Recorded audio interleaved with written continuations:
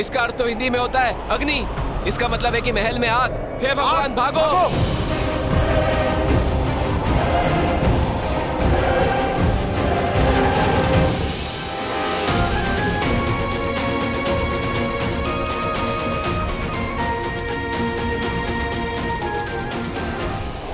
शांति बनाए रखें, घबराने की कोई आवश्यकता नहीं है। सभी दीप जलाए जाए, मशाले जलाई जाए।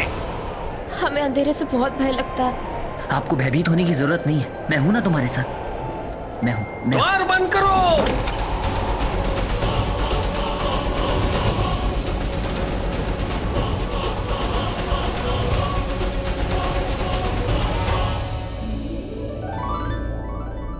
शांत हो जाइए सब लोग, शांत हो जाइए।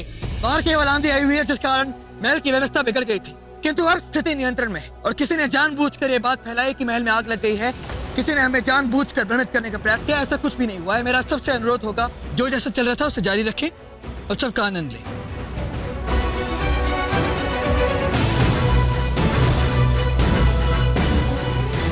ये सब जो हो रहा है हमें ठीक नहीं लग रहा है हेलेना। कौन इस तरह यवन भाषा में आग के लिए पुकारेगा? हमारे अलावा यहाँ पर यवन से कोई भी नहीं, तो फिर वो कौन हो सकता है? मुझे लगता है कि हमारे साथ कोई खेल खेल रहा है। तुम्हें जल्द से जल्द ये विवाह पूरा करवाना होगा हेलेना। कुछ भी करो। जी माँ। पंडित जी, विवाह की रस्में शुरू कीजिए। ये पुष्प लीजिए, हाथ जोड़ लीजिए और देवताओं को पुनः प्रणाम कर लीजिए।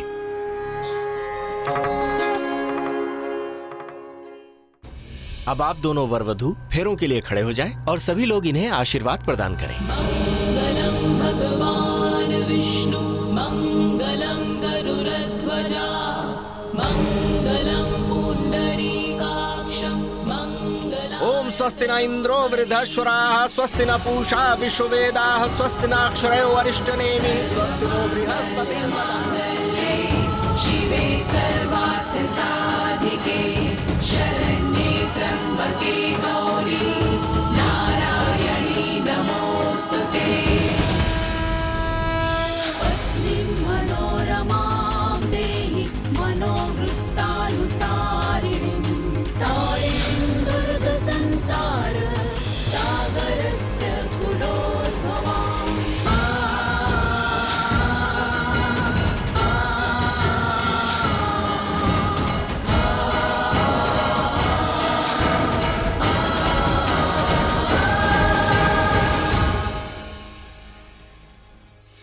यही सही वक्त है।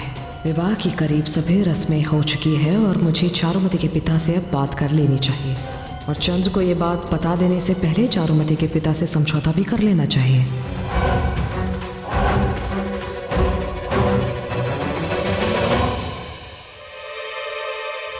महाराज, मुझे आपसे एक बहुत जरूरी बात करनी है।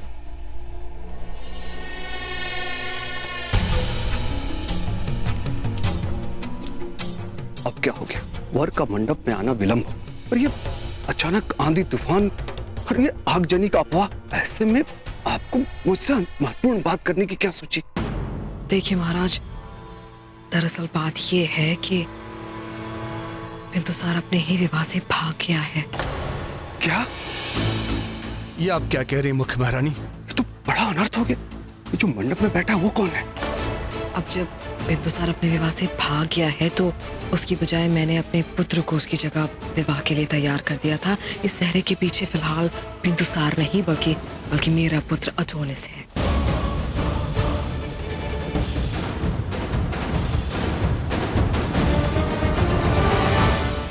ये बिंदुसार ने अच्छा नहीं किया, उसे इसका दंड मिलेगा।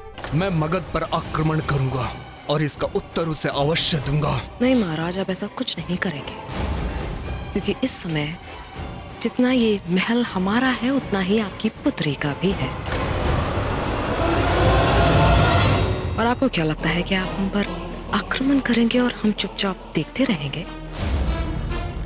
आपकी सेना जब हम पर आक्रमण करेगी, कुछ ही क्षणों में हमारी सेना आपकी सेना को कुचल कर रख देगी और उसके बाद भी आपको कुछ हासिल नहीं होगा, क्योंकि तब तक आपकी पुत्री का विवाह हमारे पुत्र के साथ हो चुका होगा। अब राजकुमार अपना सेहरा ऊपर करके वधू की मांग में सिंदूर प्रदान करेंगे।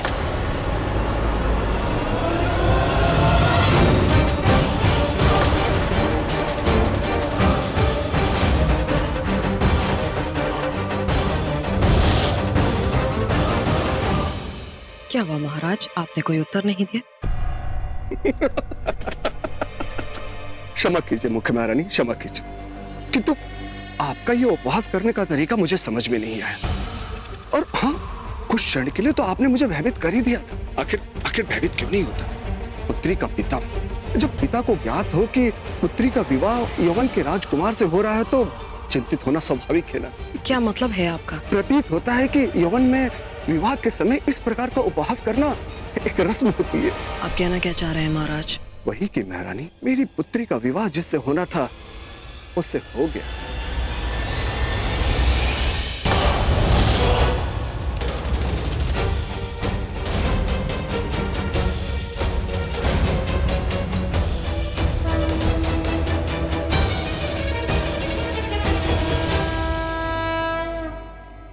दूसरा आखिर ये यहाँ कैसे आया?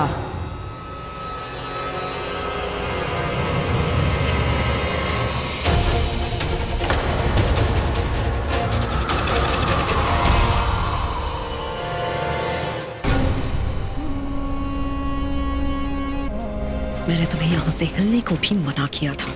तुम्हारी हिम्मत कैसी हुई यहाँ से हिलने की? किसने किया ये सब? फिर कौन लाया बिंदुसार को यहाँ?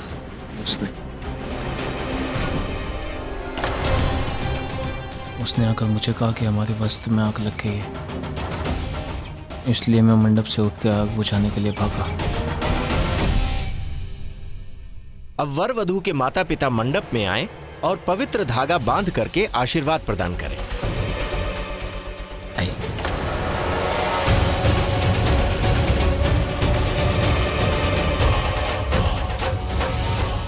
असंभव, इस स्त्री के हाथों ये रस्म मैं नहीं होने दूंगा।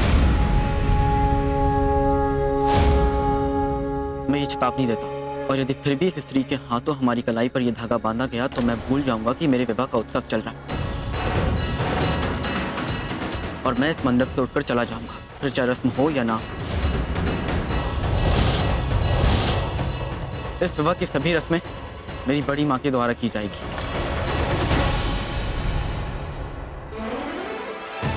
इस स्त्री ने मेरा कभी भला नहीं चाहा। बचपन से लेकर आज तक इस स्त्री के हृदय में मेरे लिए केवल घृणा वास कर दी। बचपन में ये मेरे प्राण लेना चाहती थी। मेरी माँ को इसने पहले मार दिया और आज फिर से लौटी। आज मेरे जीवन का इतना बड़ा दिन है और इससे ये देखा नहीं जा रहा है, इसलिए इसने मेरे पिता और मेरे बीच मतभेद उत्पन्न कर दी और ये नहीं चाहती हैं कि हमारा विवाह हो। किंतु नहीं, मैं इनकी कामना को पूरी नहीं होने दूंगा और इसलिए आज मैं लौटा और इसलिए मैंने चारुमती से विवाह किया। माँ और उसके प्रेम के वास्तविक परिणाम क्या होते हैं ये मैंने बड़ी माँ से जाना। यदि आज मैं जीवित हूँ तो बड़ी माँ के कारण, इसलिए मेरे विवाह की सभी रीतियां बड़ी माँ के द्वारा की जाएंगी। इस स्त्री ने मेरे लिए क्या किया है?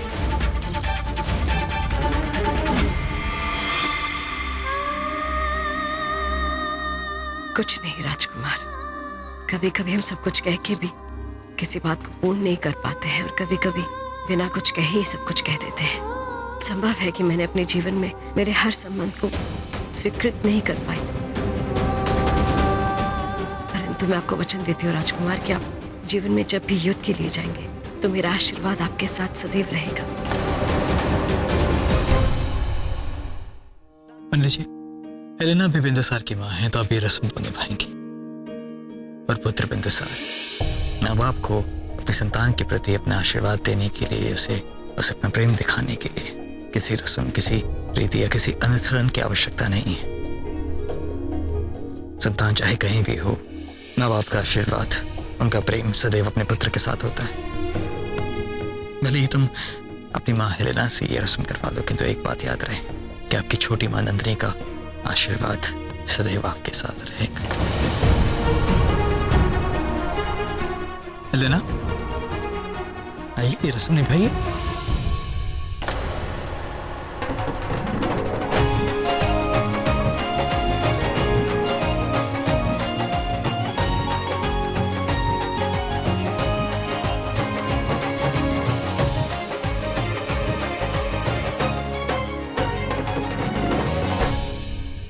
विवाह की विधि पूरी हुई। अब वर वधू उठ करके सभी बड़ों का आशीर्वाद ग्रहण करें।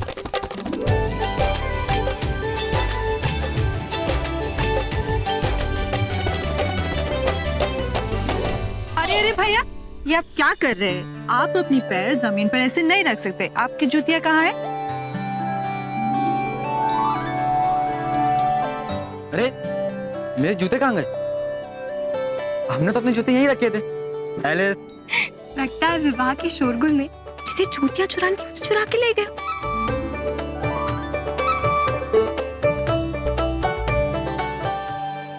भला बिंदुसार के जूते चुराने से किसी को क्या लाभ? हो ना हो, ये अवश्य किसी की शरारत है। किंतु जूतियां गई तो गई कहाँ?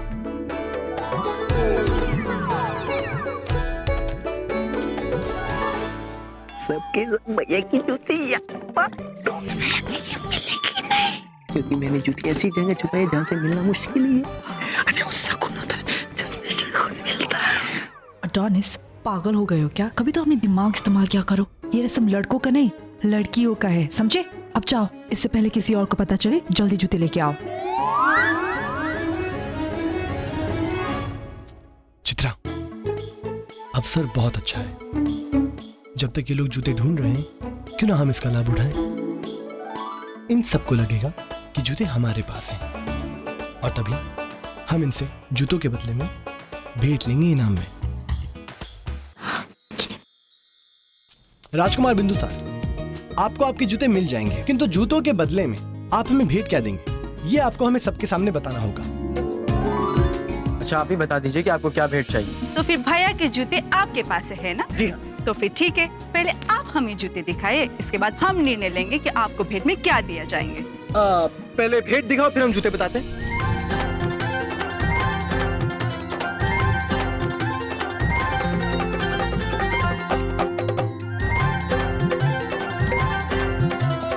ये रहे जूते।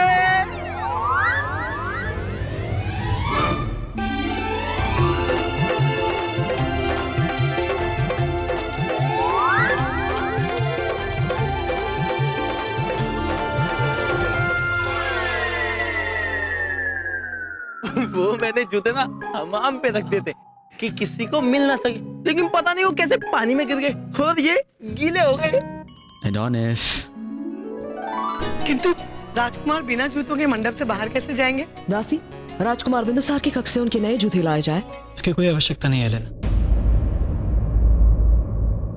राजकुमार बिंदुसार मेरे जूते पहनेंगे। आइए पुत्र।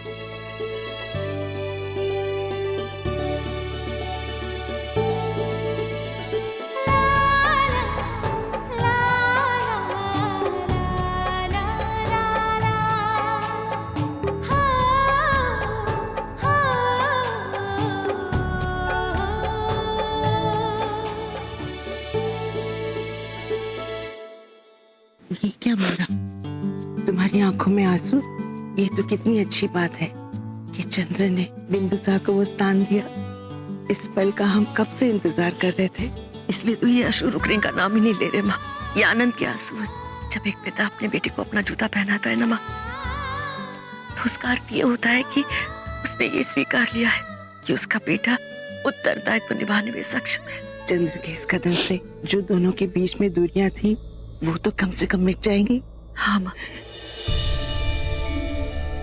आज आपका विवाह हुआ है बिंदुसार, और आपका पिता होने के नाते मेरा कर्तव्य होता है कि मैं आपका आशीर्वाद दूंगा। आशीर्वाद स्वरूप मैं आपको केवल एक सुझाव देना चाहूंगा कि पुत्र, एक सफल शासक बनने से पूर्व आपको एक अच्छा मनुष्य बनना होगा, एक अच्छा पुत्र बनना होगा, एक अच्छा भाई बनना होगा, एक अच्छा उत्तरदायी बनना होगा, और अब तो तुम्हें एक अच्छा पति भी बनना होगा।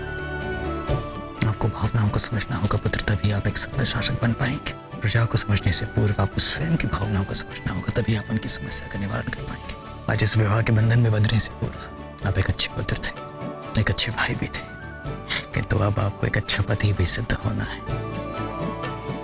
इस नए संबंध का उत्तरदायित्व उठाना है, इसे प्रेम और निष्ठा के साथ निभाना है। सदैव खुश रहो पिताश्री। मैं मगध राज्य के लिए सदैव निष्ठावान रहूंगा और मौर्य वंश का एक सफल शासक बनूंगा।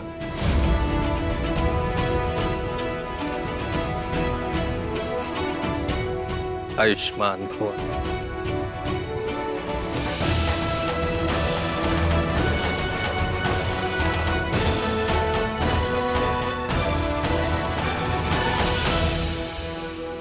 बिंदुसार, पुत्र जिस भांति हेलेना मेरी पत्नी है और आपकी बड़ी माँ है और आपका कर्तव्य बनता है कि आप उनका आशीर्वाद लें, ठीक उसी भांति नंदिनी भी मेरी अर्धांगिनी है, आपकी छोटी माँ है, तो आपका कर्तव्य बनता है कि आप उनका भी आशीर्वाद लें।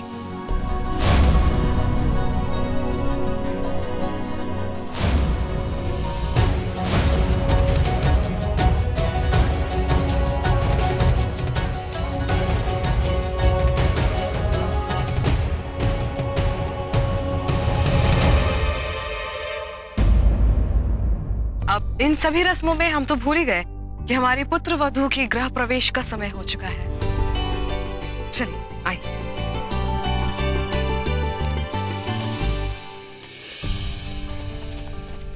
जल्दी से इन फूलों को बिंदुसार के कक्ष में ले जाओ, जाओ।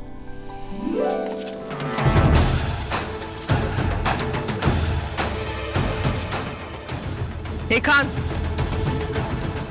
हो बिंदुसार, अच्छा मैं तो मुझे यही मिल गए, मैं तुमसे ही मिलने के लिए आने वाली थी। तो तुम विवाह के समय कहाँ चले गए थे? मैंने तुम्हें कहाँ नहीं ढूंढा, परंतु तुम मुझे कहीं नहीं मिले, इसलिए तुम्हारी जगह मैंने अदोनिस को विवाह में बिठा दिया, मजबूरन, क्योंकि मैं नहीं चाहती थी कि इतने सारे मेहमानों के सामने हमारी बेइज्जती हो। परंतु अच्छा हुआ पुत्र जो तुम समय पर आ गए और सब कुछ संभाल लिया, और यदि आज ये विवाह नहीं होता ना पुत्र, तो तब तो अनर्थ हो जाता। महाराज पता नहीं यदि आज ये विवाह नहीं होता तो क्या होता। ये तो मेरी कल्पना से भी परे है। आपने राजकुमार बिंदुसार के विवाह की सभी रस्मों को मुख्य महारानी हेलेना के हाथों करवाकर उचित किया, और वैसे भी मुख्य महारानी हेलेना ही सही मायनों में उनकी माँ है। उन्होंने ही तो राजकुमार का पालन पोषण किया है। भले ही हेलेना ने बिंदुसार का पालन पोषण किया हो, उसकी परवरिश की हो, किंतु इससे ये बात सिद्ध नहीं हो जाती है कि आप उनकी माँ नहीं। यदि आज मैं चाहता तो ठीक हो जाता, बिंदुसार को आदेश दे देता कि सारी रस्में आपके द्वारा ही होंगी, किंतु मुझे केवल इस बात का भय था कि कहीं फिर से क्रोध में आकर बिंदुसार आपका अपमान ना करते, और यदि ऐसा होता तो वो बात मेरे लिए सहनीय होती और शायद फिर से आवेश में आकर मैं भी उन्हें बहुत कुछ कह देता। माँ, यदि आज मेरे विवाह की समस्त रस्में उस स्त्री के द्वारा करने को कहा जाता तो मैं विवाह नहीं करता, उस मंडप से उठकर चला जाता, क्योंकि अब मैं इस महल में किसी के भी द्वारा आपका अपमान नहीं देख सकता। नहीं पुत्र, ऐसा नहीं कहते। और कैसे नहीं करते तुम ये विवाह? मैं तुम्हें मंडप से कहीं नहीं जाने देती, क्योंकि मुझे पूरा यकीन है कि तुम अपनी बड़ी माँ की बात कभी नहीं टालोगे।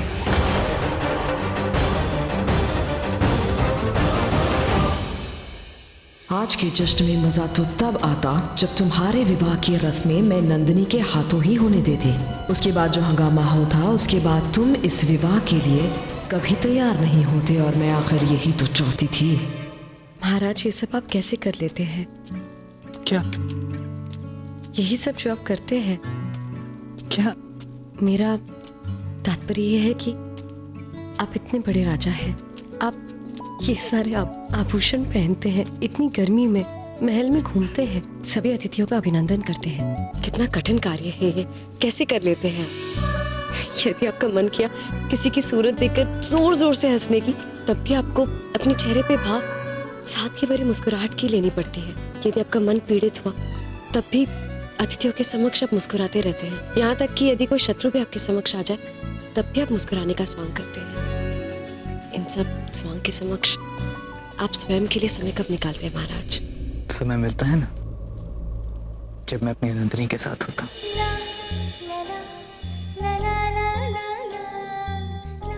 जी, मेरा तात्पर्य था कि मैं आपका अर्थ समझ गया, किंतु आपको कोई भी स्वांग करने की आवश्यकता नहीं नंदिनी। आप जैसे हैं सबके समक्ष वैसे ही रहिएगा।